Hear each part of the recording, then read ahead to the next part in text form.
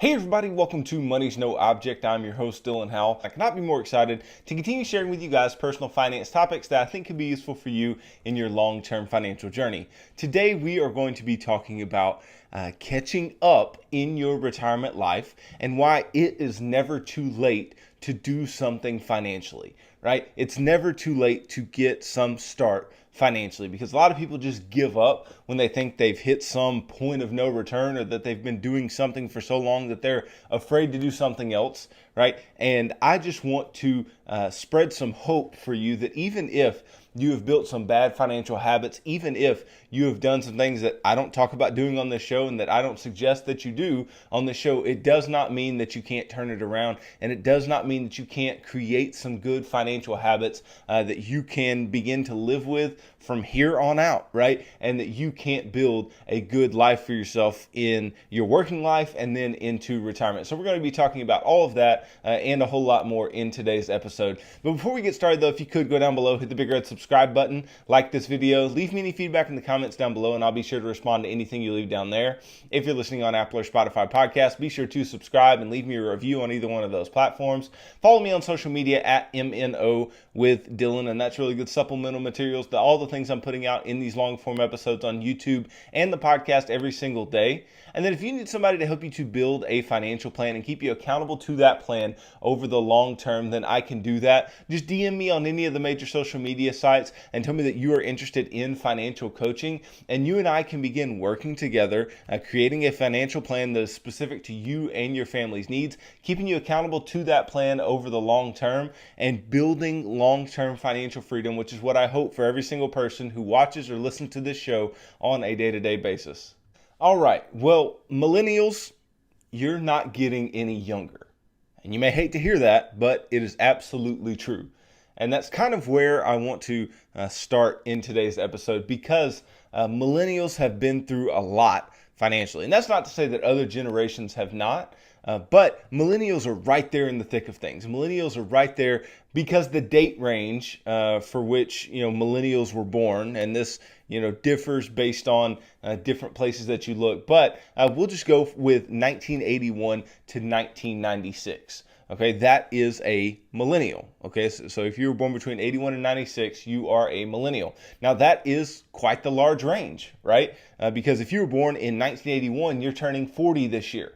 Okay, so you know that things that are going on in your financial life may look very different from somebody who was born in 1996. Right? That person who was born in 96 is turning 25 this year. And 25-year-olds and 40-year-olds have a lot of things that are just different in their lives, and therefore their financial lives are going to look very different too.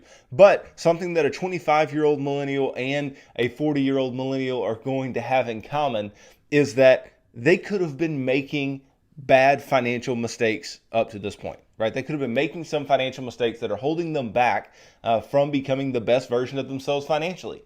And these individuals could be making good decisions financially. They could be pushing towards some level of financial freedom for themselves, right? But something that the 40-year-old and the 25-year-old do not have in common is that the 25-year-old has a lot more time to clean up those mistakes than does the 40-year-old. If the 25-year-old has messed up their credit really bad, then the 25-year-old has a lot more time to get their credit fixed up before they need a home loan or whatever than does a 40-year-old. The 40-year-old, they don't have as much time to get these things right, to get these things together.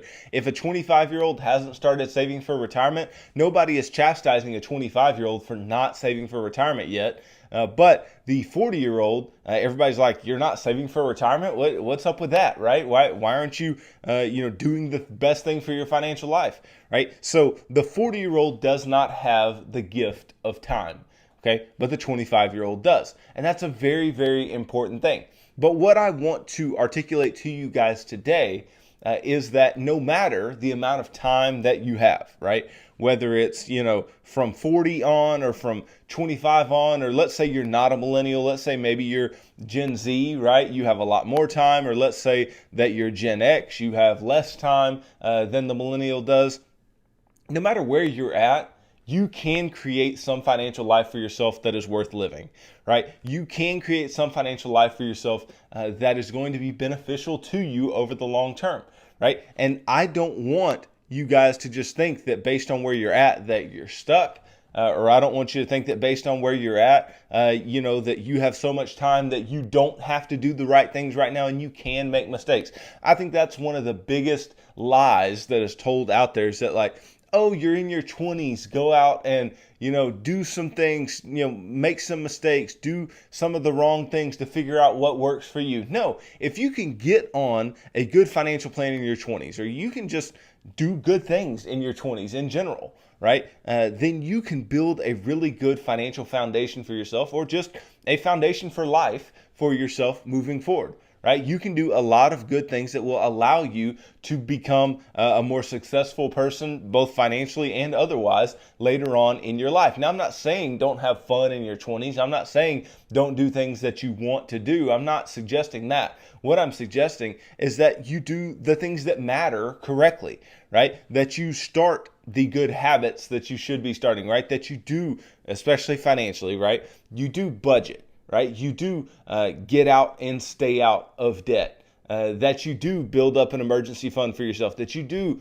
begin investing, right? If you do all of those things and you build a good financial foundation for yourself, then you'll be far more likely to get to some point of financial freedom a lot quicker and have a life that's a lot more open to opportunity and opinion than somebody who waits and waits and waits to get started. Because I've told you many times before, financial freedom to me is options, right? Financial freedom is having options with your money. And if you are financially free, if you have those options, that means you can do a lot more things with your money than somebody else, right? You can, quit a job. You can start your own business a lot earlier. You can, in an earlier in life example, you can move out of your parents' house. You can get married. You can have children, right? Doing the right things financially is going to set you up for a situation where you can actually do the things that you wanted to do, right? It is well known, right? Well-known statistics that millennials are waiting longer and longer to move out of their parents' houses, to have children. They're waiting a lot longer to buy houses, all these different things.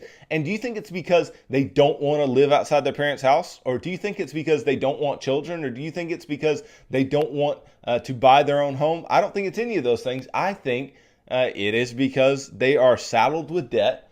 They have made some bad financial decisions, right? They've lived through some major financial crises, right? And they're just in a situation where, they feel kind of paralyzed and they don't know what to do other than stay at their parents' house and maybe work a job and whatever. And again, this is not all millennials, but this is a very large number, and it's a very significant number, or else I wouldn't be bringing it up, obviously, right? It's a significant number of millennials who are being held back by the fact that they are saddled with debt, that they have made bad financial decisions. But I want every one of them to know, right? If you're one of those millennials that's watching this show, or, maybe you're not a millennial, but you've made similar decisions, you're going to be okay if you make the right financial decisions from here on, right? If you build a good financial foundation for yourself from here on. But if you just choose to wallow in whatever bad financial decision you have already made, and you just choose to sit there and not do anything different and just keep doing the thing that is comfortable to you, and you're not making any changes in your life, that's going to be problematic. That's going to be something that can really hold you back. Your past, yes, your past can hold you back financially. I understand, right? But with a lot of things financially, your past is in the past, right? Just like with anything else in life, you can just move on from the things that you've done in the past, okay? But there are some things that hold on to you. There are some things that hold you back, but you should be able to move on from most of those things and begin to do something better for yourself. And that's what I'm pushing you to do. That's what I want you to do. That's what I want you to take from today's episode, is that you can do something. Even if you start late building good financial habits, saving for retirement, whatever, right? You can build something substantial for yourself.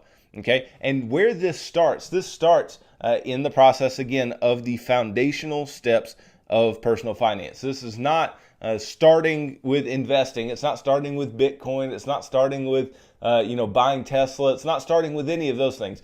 It's starting with the mundane. It's starting with the things that are not going to be a lot of fun, okay, but they're going to make all the difference in your financial life. It's starting with making a unique monthly budget, right? It's starting with knowing where your income comes from, knowing where all of your money is going to go every single month, tracking those expenses to make sure that you're correct, and then seeing what you can do with any excess money that you have left over.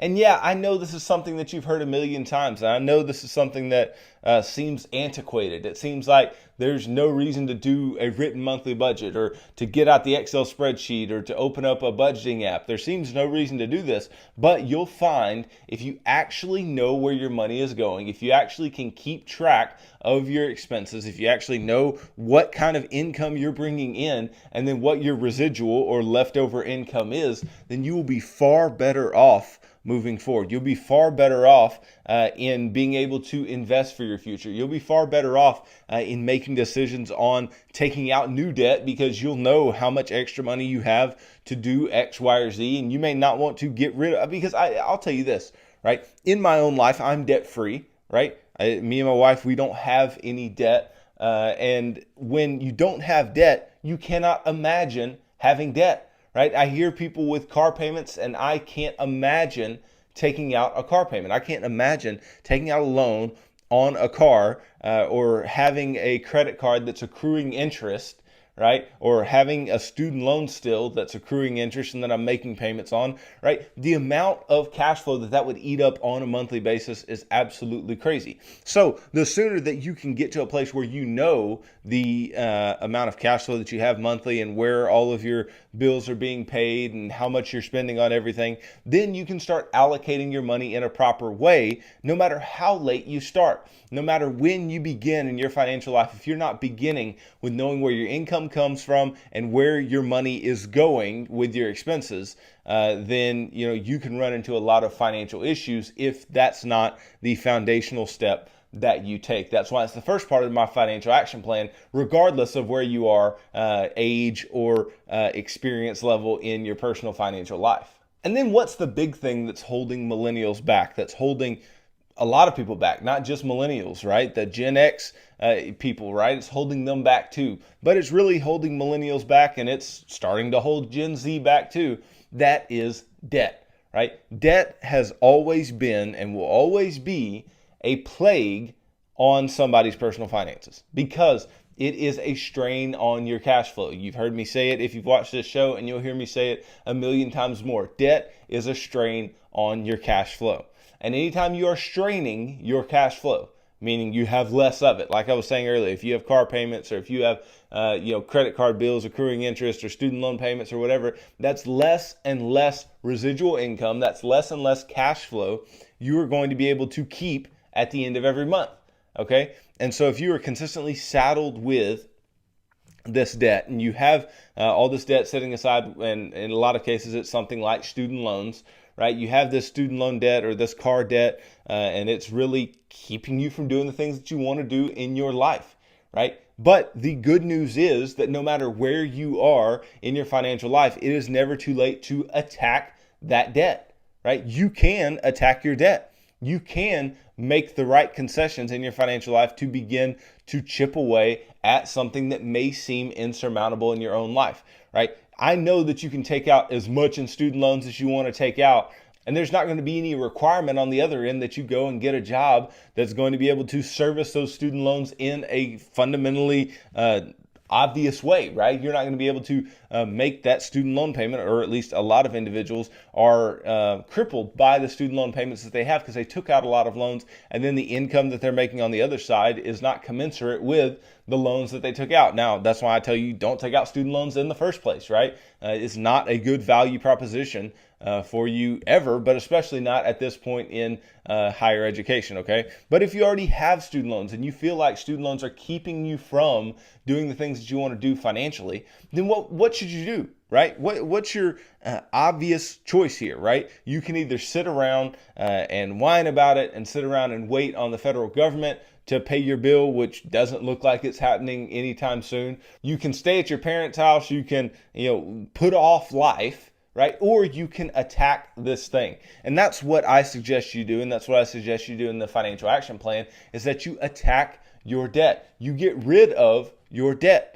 Okay. And by getting rid of your debt, no matter where you are in your financial life, if you get rid of the debt that you have, right, then what you're going to be able to do is you're going to be able to start stacking up cash flow, right? You're going to be able to use cash flow that you do have to do things like save for retirement, like invest for your future, right? Like buy a house, right? Like save for emergencies. You're going to be able to make a lot of headway in your financial life simply by getting out of the debt that you have. And if you're saying, well, hey, the debt that I have is just too much, right? It's too big. Well, let me tell you, sometimes you just have to work harder, right? It's not saying that you can just work your way out of a hole in every instance, but in most instances, right? If you have an income issue, you have a true income issue, right? You can get multiple jobs for a short period of time, or you can, find a different job that pays more for some period of time in order to chip away at these things that you feel like are saddling you and that are holding you back. You have to make some tough financial decisions to get to the other side. You have to make a sacrifice. I tell you guys this all the time, right? You either make a sacrifice today in order to reap the rewards tomorrow, right? Or you try to reap the rewards today and then you have to sacrifice tomorrow. Now, if you have student loans that are holding you back, right? You took the reward first. The reward was give me that money. Okay, so you took the reward and you went to college or you did whatever with that money, because there's really no tabs on what people do with that money, which is, problematic as well. But you took that money, you took the reward. Well, that means that you're going to have a sacrifice on the other side, and the sacrifice is paying those loans off. Right? So you're going to have to make the sacrifice in order to do so. Now, the world is saying that you can't pay them off, and the world is saying that, you're going to have to, rely on the government, and the government's the only way it's going to be done. Look, I have heard story after story after story of individuals, right, who had, in many cases, 6 figures in student loan debt that are able to pay it off, and they're not, touting $400,000 a year salaries or $300,000 a year salaries, right? They just chip away at these things and they put every bit of cash flow that they have left at the end of every month on those student loans until they're gone, or on that car until it's gone, right? And this is why it's so important to budget. It's so important to do those things in order to get your financial life back to zero, because if you are not budgeting, then you don't know how much extra money you have to put on a car, to put on your student loans, to put on even investing, right? Which we're going to get to here in a moment. Okay. But if you don't know how much money you have left at the end of every month, you don't know how much residual income that you have, then you are not going to know if you can actually do this or not, if you can actually pay off your debt or not. But once you get free of debt, regardless of your age, right? If you're a millennial, Gen X, whatever, once you're free of your debt, then you can really start building some things. And also think about, as people push towards retirement, right? They're pushing towards a retirement age of, let's say, late 50s, 60, 65, whatever, right? They're pushing towards this retirement age, and something that they're having to consider is how much income they're going to need in retirement. Okay. Well, the amount of income that you need in retirement is commensurate with the amount of expenses you're going to have in retirement. Well, the amount of expenses that individuals have in retirement is typically very heavily predicated on the amount of debt that they have. Right? If you have a lot of debt going into retirement, your expenses are naturally higher. Therefore, you're going to have to create more income on a monthly basis in order to just keep up with those debt payments, which is a problem, right? I don't want you guys to be in that situation. So if you are debt free, no matter how late you start, you'll be required to build a smaller nest egg in order to live the financial life that you want to in retirement, because you will have less expenses. Okay. So no matter how late you start, if you pay off your debt, it is going to be beneficial to you. In many cases, it is easier to pay off a debt and have that expense gone from your budget in retirement, right, than it is to build up the income to pay for that debt in retirement, meaning to build up the nest egg that will create the income for you in retirement and do so in a perpetual way.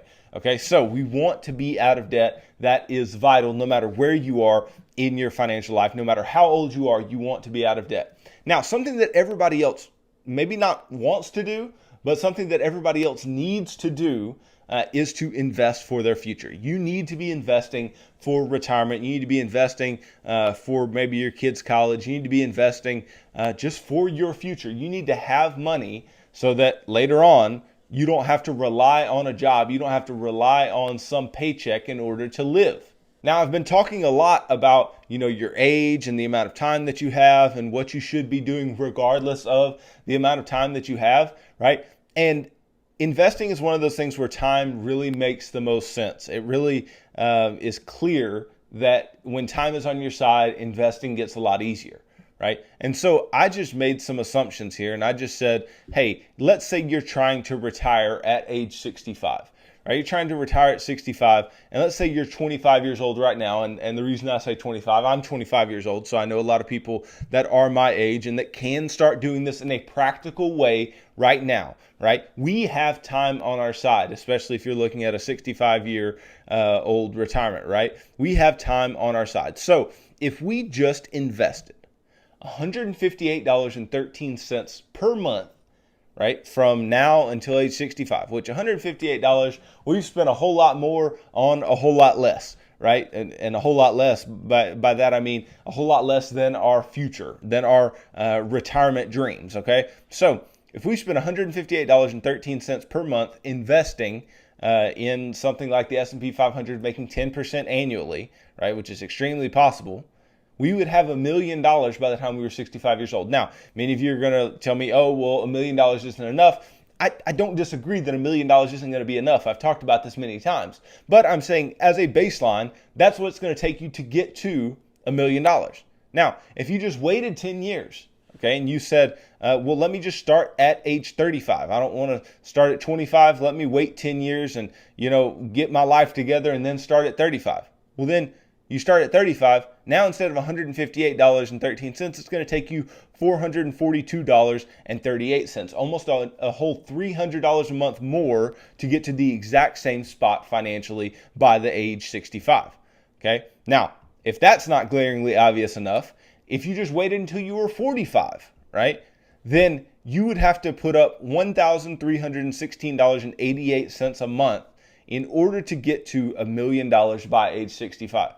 Okay, so you have to put up $860, $870 more, right, by the time you are 45 than you did at age 35 in order to get to the exact same place that you were trying to get to, the $1 million mark by age 65. And then if you wait till 55 to start investing, you have to put up $4,881.74 a month in order to get to $1 million by age 65. So you see that in a very exponential way, right, you're going to have to put up more and more the longer that you wait to invest. Okay. Now, if you are already behind, this doesn't mean don't start. It means absolutely start. Absolutely start investing as much as you can of your residual income. Now, as I just told you a moment ago, it's way more important that we do already have our debts paid off and we already have an emergency fund built before we jump into some high scale investing. Okay, but once we have done that, invest aggressively. And you can get somewhere that is worth getting to. I'm not saying that you can't, because you absolutely can. Let me just give you this example, right? If you are age 40, right, and 40 is the upper bound of that millennial generation. So I want to be clear with you, you have the least time of all of us millennials, right? And so if you are age 40, right, then you have 25 years until you are 65 years old. Let's say that you're trying to get to $1 million, right, at a baseline for retirement. Now, obviously, this is going to be more than the 25 or 35-year-old that we were talking about a moment ago, right? But this is going to take you $753.67 a month. Now, that's a lot of money, right? That's a lot of cash flow that you're going to have to sacrifice in order to get to the same spot that a 25-year-old could start with $158 a month and keep doing that over the long term, okay? So it's going to take a lot of work from you in order to get there. But, right, before you say that's not possible, right, this is why I can't get ahead financially, right, let's just say that you had a $60,000 a year job, right? $60,000 a year job. And let's say that your job gave you a 4% match on a 401k, right? Meaning that every 4% you put in, they put in 4% right on top of it, right? So on a monthly basis, that means that they are putting in $200 for you, okay, which is no slouch. All right. So if you take advantage of that match, which I say that you should in the financial action plan, right, that's going to leave you where you only have to put in $553 a month in order to get to the exact same place of $1 million by age 65. Now, let's say that your income is higher than $60,000 a year. Let's say you make $100,000 a year, right? Then you're in a place now where that's $333.33 a month that your workplace is going to put away for you. So that's going to put it to where you only have to put away $420.34 a month in order to get to $1 million by age 65. So don't tell me that it's not doable. Now, I know that not everybody has those benefits, but a lot of people do. And a lot of people have benefits that are way better than that, and they're just not taking advantage of them. So what is my ultimate suggestion for you? Not just for saving for retirement, not just for, paying off your debt or budgeting or saving for emergencies even, right? What is my ultimate suggestion for you? Maybe if you've fallen behind and it's, you feel like it's hopeless, you feel like there's no way that you can catch up. Look, millennial or not, right? 20, 30, 40-year-old or not, right? I want you to know that no matter where you're at, you can start somewhere. Start where you are. Know where you are. Be honest with yourself about where you are. Be honest. If you've got a ton of debt and you know that's something that you're going to have to take on, be honest with yourself and know that that is real in your life, right? If you don't have a lot of debt, or, you do have an emergency fund saved up, or you're already budgeting, you're already investing, great. Right? Keep doing it. Have a goal and go after those goals. Do all the right things. Build the financial foundation for yourself and get to long-term financial freedom in a very, very quick, a very, very swift way. By all means, do it. Right? But if you have fallen behind, and especially if you've fallen behind into your 40s or maybe even into your 50s, right? Know that you have work to do. Know that you didn't sacrifice earlier, so you're going to have to sacrifice now. You're going to have to make the decisions in your financial life at this point that are going to be very, very difficult. And it's going to be maybe even a bit painful, right? But once you make these decisions, once you do the right things and you do it for a sustainable period of time, then you're going to start to see a lot of headway being made. You're going to start to see a lot of progress to where you can say proudly that you built something for yourself financially. And that's what I want for every one of you, not to be proud and not to say that you just built all this wealth, but I want you to get to some point of financial freedom where you are actually okay with where you're at, right? That you are content. Right? Now, that's not to say that we shouldn't be content in all places financially, right? Whether it's the good or the bad, right? But I want you to be in a place where you actually can feel that your hard work is paid off, that you've done the right things and you are reaping the benefits of doing the right things. Look, not everybody's going to build $1 million nest egg for retirement. Okay, not everybody is going to, have some luxuries that others have. Some are going to have to work harder. Some are going to have to do different things, and they're going to have to do it in a different way. Some people don't make the incomes that others do. Some people, aren't going to have student loans. Some people are, right? Some people's parents paid for their college. Some people's, had to, deal with it themselves, and they chose student loans, right? I understand that all too well. But what you have to understand is no matter where you're at, don't be the victim, right? Don't say that, you need somebody to bail you out, or that you need, somebody to rely on, right? You can do it. You can, no matter where you're at in your financial life, you can get to some semblance of financial freedom. And whether for you that just simply means getting out of debt and having some money in the bank, if that's what that means for you, then by all means, be financially free in that way, right? If you know that you don't have any time to, save or invest for the retirement that you always wanted, but you know that you can start putting together a financial life to where you have residual income and you're doing a job that you enjoy, and that's just your life, then by all means, live that life, okay? Financial freedom means different things for everyone. Okay, but if you're somebody who's young and you have a lot of aspirations for the future, you want to create some life for yourself in the future that is very specific, you have specific goals, you have things that you want to do, and you know that those goals are going to require you to start investing early and be out of debt early and have a lot of cash flow to stack up and grow towards the future, then you know that, and you're going to have to start early, and you're going to have to do the right things now, right? Regardless of where you are financially, I want to just leave you with this. Regardless of where you are age-wise, right? Whether you're 25, 35, 45, 55, 65, 75, you can do something today to make your financial life better. So start with that. Do something that you know today can make your financial life better. and take those small steps and start doing the foundational things.